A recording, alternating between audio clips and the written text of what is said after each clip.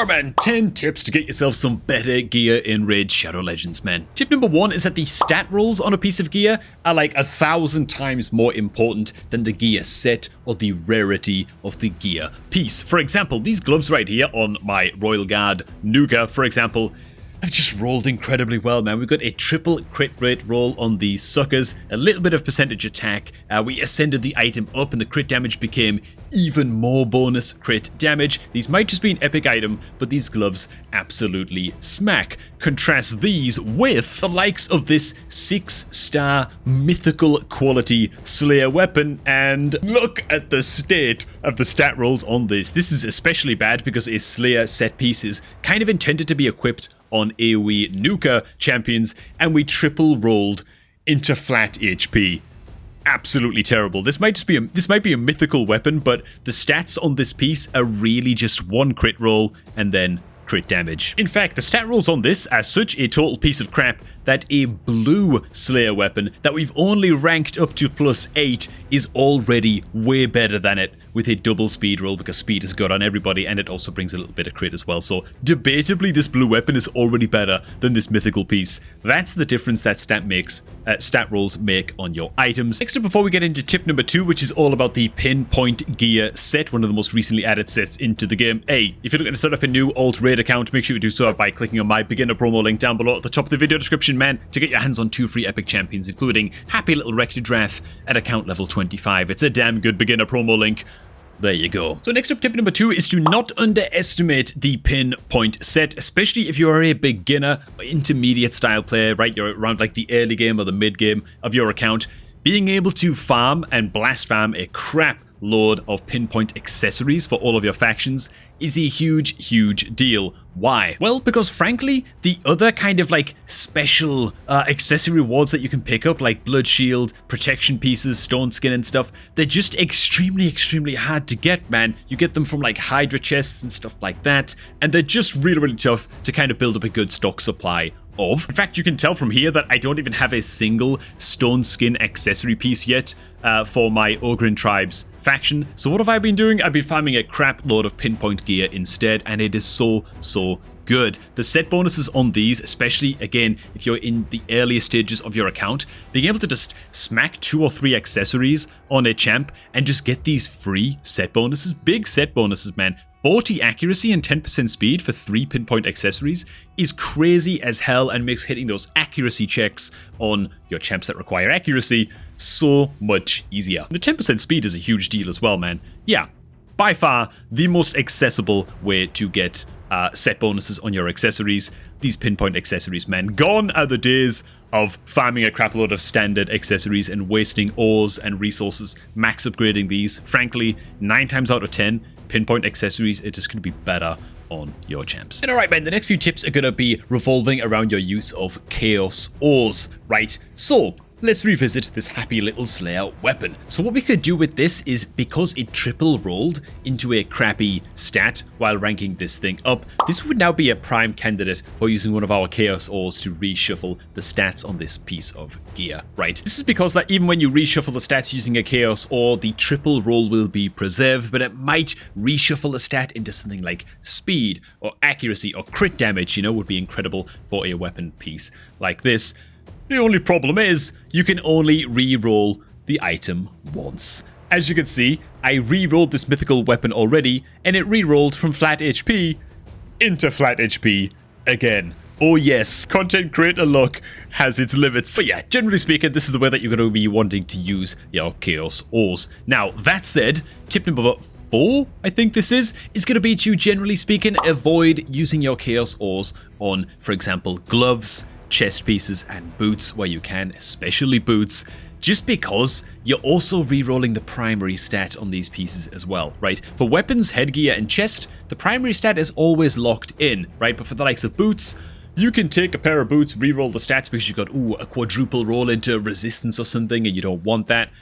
Whatever, you re-roll those stats and then suddenly the speed boots become flat defense boots, and yeah, you instantly sell them and feel bad. So it's not that if you have like a crap load of Chaos Ores you should never reroll the stats on, for example, an epic chest piece or something that triple rolled into something that you don't want, and maybe it was a flat attack chest piece from a Slayer set or something, and it triple rolled, and ooh, maybe you could reroll the stats on that and hope that the primary stat goes into percentage attack or percentage defense or whatever. But it is definitely like 5 times riskier or something to use Chaos Souls on these pieces of equipment right here. Switching things over to accessory pieces now, tip number 5 is going to be, and this is a fairly recent tip, I'd recommend never ever using your Chaos Souls to reshuffle the stats on standard accessories. For example, all of these Ogryn Tribes accessories right here, right? Why? These are not part of a set. Since the event dungeon is now a thing and pinpoint gear is farmable, and of course you've got all of the other like special accessory sets as well that contribute to 9-piece sets, right? These accessories are the ones that, generally speaking, you're going to be wanting to max out these days. Because they are part of a 9-piece set, they just inherently have so much more value than a regular standard accessory that it really makes no sense to be spending a resource that is as coveted and is in, you know, a short supply as Chaos Souls on these bog standard accessories. Just doesn't make no goddamn sense. And it's already kind of risky as it is to use Chaos Souls anywhere on accessories, because again, you're potentially reshuffling a primary stat that you really don't want to reshuffle, for example. Not always, but sometimes. But that's just even more reason that, you know, you probably want to spend the Chaos Souls on something that you're going to be using for much, much longer in the game, right? Like a protection accessory or something is a billion times more valuable than basically any standard Ogryn Tribes accessory in this case. Tip number 6 ties into this. And yeah, tip number 6 is going to be just don't ever sell any accessories that belong to a 9-piece set, right? Especially the rare types. I mean, you might have so many pinpoint pieces that if the stat rolls go bad, fair enough, you might just want to sell them, you know. Who the hell cares, right? Or like it's a banner without speed on it or something and you just don't want to hold on to it. Fair enough, okay, if you've got a lot of pinpoint gear, sell it off, it's grindable in the event dungeon, but like protection banners? Like, oh my god, is there ever a situation where you actually want to sell this? Probably not, you know, these are so hard to get your hands on, first of all.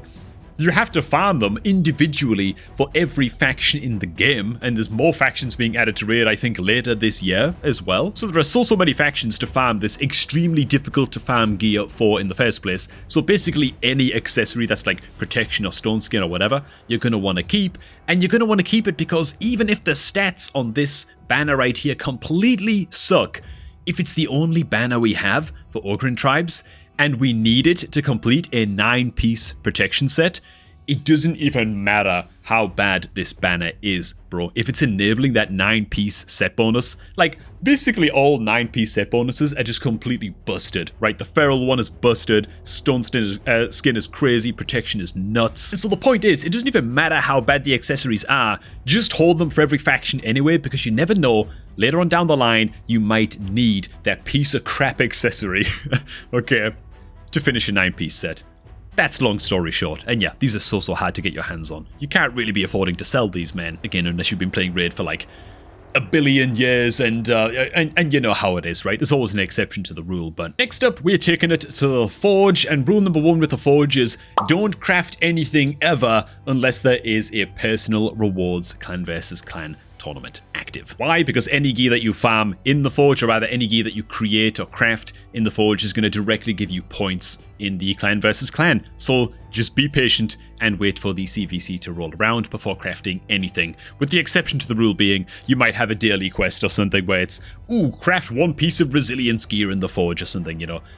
Fair enough, you don't really have much of a choice then. Tip number 7 is going to be extremely precise and specific as to where you are spending things like your rank and rarity charms when crafting gear sets in the Forge, right? You generally don't want to be spending these charms on any gear sets that are not like S tier strong, with a special mention to those that are kind of time limited, or especially like the Forge Pass gear, such as the likes of Slayer, for example, down here. This is like a premium set, right, that you're actually paying cash to get your hands on most of the time. And so it's a pretty damn good candidate to spend your rank charms on, because you can't just farm more of it super easily, right? Lethal set, this is farmable in Doom Tower on that good old 4-week Doom Tower rotation. At least I think it's 4 weeks. But even though it is farmable, it's just one of the best sets in the game. And so, yeah, it's totally worth using your rank and rarity charms on as well. It's just fantastically strong. Well, as long as you're able to craft, of course, 5 and 6 star legendary lethal gear, you wouldn't be using your rank and rarity charms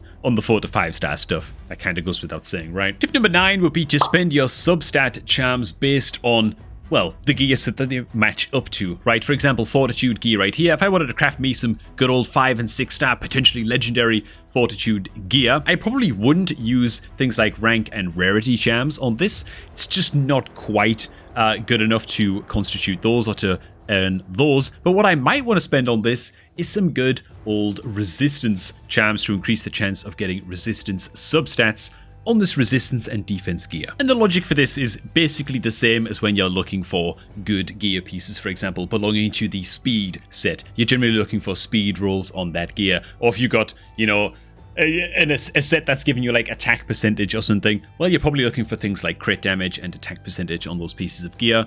That's generally how you're going to be also using your substat charms to try to get the gear to sort of match its substats. And the final tip is going to be, well, more of a myth-busting session, actually. So, for example, let's say that we wanted to craft ourselves some perception gear here. We're looking for accuracy and speed on our perception gear. So, the stat charm that we want to use might be something like, for example, a speed charm. The only problem with that is people often have the misconception that, well, if you're more likely to roll into speed as a substat on your perception gear, then does this reduce the chance that you get speed as a primary roll on perception boots, for example? Because of course you can't have a primary stat and a substat on a piece of gear be the same, right? You can't have speed boots that also have speed as a substat. It's just not doable. So does applying this glyph reduce the chance of you getting speed boots? And the answer is no. The primary stat when forging your gear in the forge is decided first, and then the substats are decided with the help of the charm. That's more of a little bit of myth busting there, to be honest. It's a big concern that people have when crafting, for example, the bolster set, which gives a big protected HP ally shield for a few turns and also heals the wearer by 10% every turn. And a common substat that you see used on bolster gear is, where is it, man? The good old HP percentage charm, right? If you're rolling HP percent as a substat on a piece of gear, that's really good. But does using this charm decrease the chance of hitting percentage health as a main stat or a primary stat on, for example, gloves or the chest? Again, the answer is no. It's just something that is a little bit of a misconception, is a little bit of a misunderstanding about how the system works. Don't let that scare the crap out of you, and yeah, don't have any fear when using your substat charms in this way. And alright, man, there it is. Some happy little beginner tips to help you get started with optimizing your gear in Raid Shadow Legends. If you feel like I missed any gearing tips, then make sure to plop them on down below and help the rest of the community out. It's what we do here on this channel, man. We're in this together, boys. And speaking of helping out newer players, don't forget that our happy little beginner promo link is down below at the top of the video description, man. Click on that link and sign up to Raid using that link to get your hands on all kinds of beginner rewards. We're talking the Epic Champion to go upon sign up, and then Rector Drath at account level 25. Just make sure that you are signed out of Plarium Play before clicking on that link, and then get a fresh install of Raid and create a new Plarium ID and all of that stuff when creating your new account to ensure that you get your hands on all of these bonus rewards. Alright, thanks for watching, guys. Hope you guys did enjoy this one, and I'm going to catch all of you all just a tad bit later, man.